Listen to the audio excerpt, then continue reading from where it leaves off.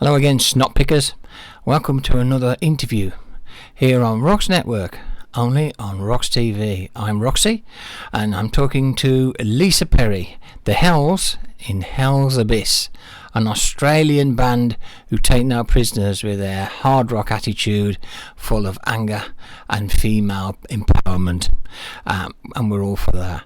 I'm talking to them today about their album N1FG, and she'll tell you what that means later on, as well as their new single Bleed and their EP Potty Mouth. You can get a rough gist of what this band's all about. Anyway, here goes with Hellz Abyss.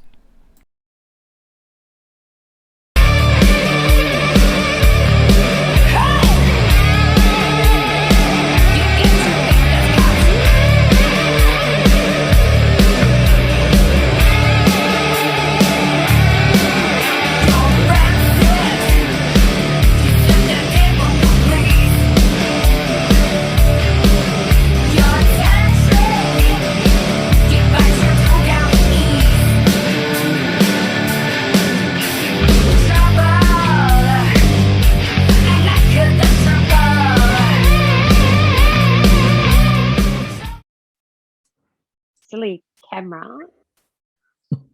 Got it. My camera for some reason won't turn on today. Here we go. Here it is. I'm on. Hey. Hiya. I'm from the UK. Hi from Aussie. Thanks so much for taking the time to do the interview. Oh, that's okay. Yeah, no worries. It's like chilling out here. I think my partner's gone to get his second vaccine today, so I'm on my own. I'm like, great, I'll have an interview. Well, obviously, in the UK, we're just getting to know about you. But I mean, you've been around for a bit in your homeland of Australia, haven't you? Yeah. I've been around. I think I was born in New Zealand. My parents are both from the UK. They went to New Zealand, they had me, and then we moved to Australia. So Dad's a rock drummer, so I've always been in bands with him and always been in rock. So yeah, it's been a long road. And here you are with your own band, Hellz Abyss. Yes, yep. Hellz Abyss has been going strong for a couple of years now. We did Hellz for a while, and then I joined up with my producer that co-writes a lot of the music with me, and he was from the Abyss. So we naturally just put it together, Hellz Abyss. So yeah. And I've got to say, your music is really cool. You take no prisoners. No. That's the best part about it. It's so much fun, and it's an industry when you aren't making a huge amount of money and you're not, it's different these days. So you've just got to have a lot of fun and love what you do. And God, I love it. I love what I do. I couldn't write anything else. Daryl, the producer, saying to me, try something different this week because we're recording again. So I wrote a song with a bit more lovey lyrics. Went, that's really different. I'm writing a song about love. I don't do that. It's a change. Yeah, I know, it was hard. Your lyrics do speak to particularly women. Women that have been crossed and people that have experienced problems with relationships and life. And I think your lyrics do speak to us in that way, which is really cool. Yeah, that's I love to get the real things off my chest. We have so many songs about love out there, and so many songs about, but who writes about the stuff that we're really going through, and absolutely everybody can relate to it. That's what we need. Angry, sometimes angry music. Well, yeah, I mean, as you say, there's loads of songs about love, but there's not many songs about what happens when it all goes horribly wrong. Yeah, that's right. Yeah. The colourful stuff that we all go through, and we do Hellz Abyss as therapy. That's free therapy. So. I'm sure there'll be plenty of women screaming your songs in Britain. I can't wait to get over there. Because you're coming over here, aren't you? Yeah. I'll be there next June with Hellcats from Slovenia with Global Unity Tours. Yeah, so we were supposed to be there now. we were going this week. We were supposed to be flying over for the Women of Rock tour, the International Women of Rock. And so we had to cancel that because of all the stuff that happened. Yeah. So next year, next June, even better, warmer months, bring it on. Yes, well, in June in Britain is less rainy. Let's put it that way. I wouldn't say warmer. By then it's not freezing. Living in Sydney, I hate summer now. I really hate. We have like 50-degree days where I live in summer, and I hate it. So I love winter. Oh, don't rub it in. We know you're warm over there. Yeah, it gets really warm. And when my relatives come out from Winsford, they're in Cheshire, and they come out and they'll get in the sun and they just burn like lobsters. They will not get out of it, and we're like, this is dangerous. Don't do this here. I've almost been hospitalised because I did it, and I'm watching them going, oh no, oh my God. No, it's the British way. The first bit of sun, and we have to go out there and bake ourselves until we're practically black. Yeah, it's like every year at Tenerife. Yep, that's that's my auntie. Back to music. You've got an American agency now, haven't you? American management and distribution. So we did a bit of a signing with Distilled Entertainment over in the US a couple of weeks ago, actually. So they work with up and coming bands and put them up, supporting the likes of bands like POD, The Disturbed, some really big names out there, and that's quite exciting. Lots to come with that. So it can all do you good. Yeah. It's all, fingers crossed and moving ahead. And your debut album's called N1FG? Yes, not one fire truck given. You can say it on our show, we don't care. Not one fuck given. God, that felt good. No, we don't care. We never get monetized anyway. Oh, that's great. That's great. Look, you're talking to the girl that if I show any neck, I get blocked off Facebook. So. We're blocked all the time. If we actually get anything published, we go, yeah, great. Yeah, awesome. And you've got a new song, a new video out for Bleed, which is so much fun to watch and listen to. Yeah.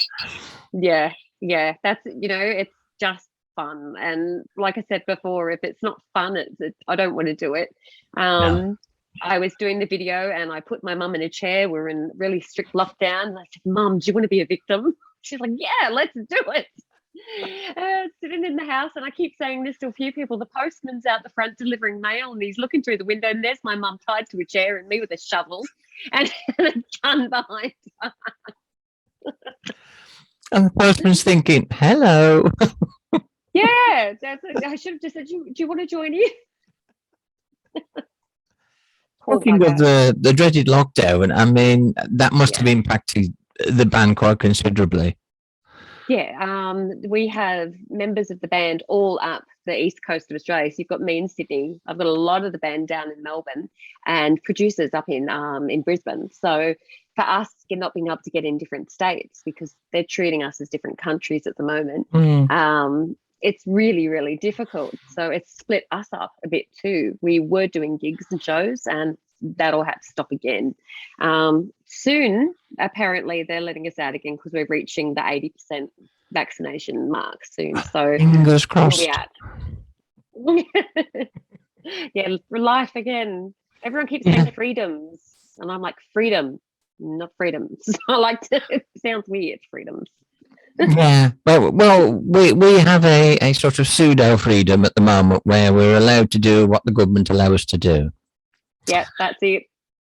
Which is still sucks, and they keep changing the mind from one minute to the next over here. So we do fully understand. I liken the last 2 years the way the government handles everything to a really bad Monty Python movie. It's here it is. Have this, and you can go out, but you can't go out. You're bound to have seen our beloved leader Boris Johnson's press conferences over there, where he'll say things like, go out if you want to go out. If you don't want to go out, don't go out, but you can if you do. And Britain just end up frowning and not wondering what we're supposed to do. So that's the same here. We'll just turn around and fight about it instead. yeah. Well, that's happening on most of our supermarket car parks at the moment. People are fighting, but that doesn't put you off coming out to Britain, because we're really looking forward to seeing you. Yes, I'm coming. I'll be there, shit or bust, they say here. Fantastic. So what's next for Hellz Abyss, or for you personally? I mean, any thoughts on doing another album, an EP, or? We're in there now. That's this week. We've started again. My computer's flashing up with messages from my producer now. Fantastic. We've been going this whole week, constant. It's we write similar to, I don't know, it's crazy. The way we write is just full on. It's mental. We don't stop. There's always something we're working on. And yeah, if I sleep, it's a good thing. It's all rock and roll, baby. It's all rock and roll. You know what? I've tried to get it. I love Thunder, right? The band Thunder, Danny Bowes over there. And we don't get much of it here. Me and my dad are really big fans out here in Australia. I think we saw them in concert. It was a really small, like 100, 200 people, because it's that they should be better known than that out here. I really feel like I've pulled a bit of a vibe from him in the last song I recorded today. I hope I did him some justice for you guys. Nothing's ever stolen in music, just borrowed. Yeah, that's it. Yeah, just that little hint. I think I was singing one line and went, oh, that was a bit Danny Bowes. Cool. I love that. Absolutely love him.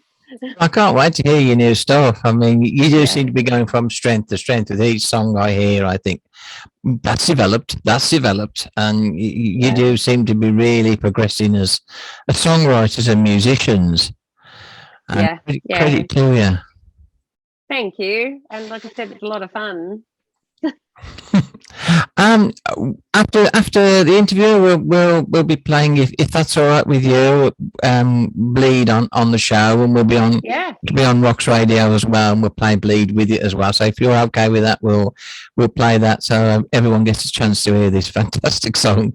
Fantastic. Yeah, that's it. Get your spades and shovels out. Oh yeah. We've got a big garden, so.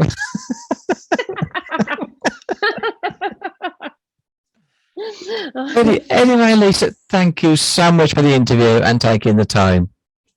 Always brilliant. Great to be here. Thanks for having me. Wish you all the best. Bye-bye. Thank you so much. Bye. Bye-bye.